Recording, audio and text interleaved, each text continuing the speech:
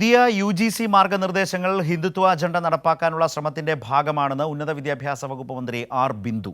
മാർഗരേഖ സംസ്ഥാന മാനദണ്ഡങ്ങൾക്ക് യോജിക്കാത്തതാണെന്നും ഇതിനെതിരെ ഉന്നത വിദ്യാഭ്യാസ വകുപ്പിന്റെ നേതൃത്വത്തിൽ ദേശീയ വിദ്യാഭ്യാസ കൺവെൻഷൻ സംഘടിപ്പിക്കുമെന്നും മന്ത്രി നിയമസഭയിൽ പറഞ്ഞു.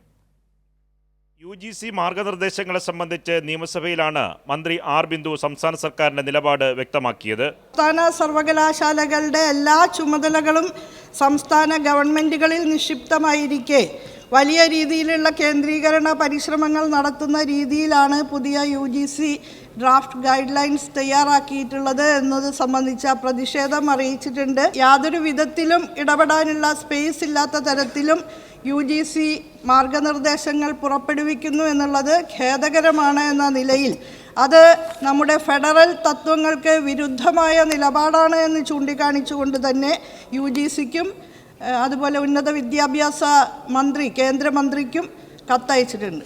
ഉന്നത വിദ്യാഭ്യാസ വകുപ്പിന്റെ നേതൃത്വത്തിൽ ദേശീയ വിദ്യാഭ്യാസ കൺവെൻഷൻ സംഘടിപ്പിക്കുമെന്നും മന്ത്രി ആർ ബിന്ദു നിയമസഭയിൽ പറഞ്ഞു. പ്രസ്തുത കരട് മാർഗനിർദ്ദേശങ്ങളെക്കുറിച്ച് ഉന്നത വിദ്യാഭ്യാസ വകുപ്പിന്റെ നേതൃത്വത്തിൽ 20/2/25 ഫെബ്രുവരി 20-ന് ദേശീയ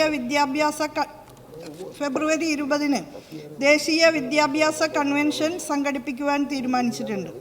അതേസമയം കാൽനട യാത്രക്കാരുടെ അശ്രദ്ധ കൊണ്ടും റോഡിൽ അപകടങ്ങൾ ഉണ്ടാകുന്നുണ്ട് എന്ന് ഗതാഗത മന്ത്രി KB ഗണേഷ് കുമാർ നിയമസഭയിൽ വ്യക്തമാക്കി. ഇപ്പോൾ ഈ വർഷം 3746 മരണം കുറഞ്ഞു വന്നൊരു ഭാഗ്യമുണ്ട്. പക്ഷേ ഈ പറഞ്ഞതുപോലെ അപകടങ്ങൾ വല്ലാതെ വർദ്ധിച്ചിട്ടുണ്ട്. കഴിഞ്ഞ വർഷത്തേക്കാൾ ഈ വർഷം അപകടം കൂടുതലാണ്. അതിൽ പ്രധാനമായി കണ്ടുവരുന്നത് ഈ വാഹനം ഓടിക്കുന്നവരുടെ ഒരു നിലവാരമില്ലാത്ത ഡ്രൈവിങ്ങും അശ്രദ്ധയും.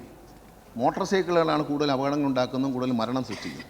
അത് ഓടിക്കുന്നതിനുള്ള അശ്രദ്ധ നിറഞ്ഞ ഒരു നടപടി അതിനൊരു കാരണമാണ്. കൈരളി ന്യൂസ്, തിരുവനന്തപുരം.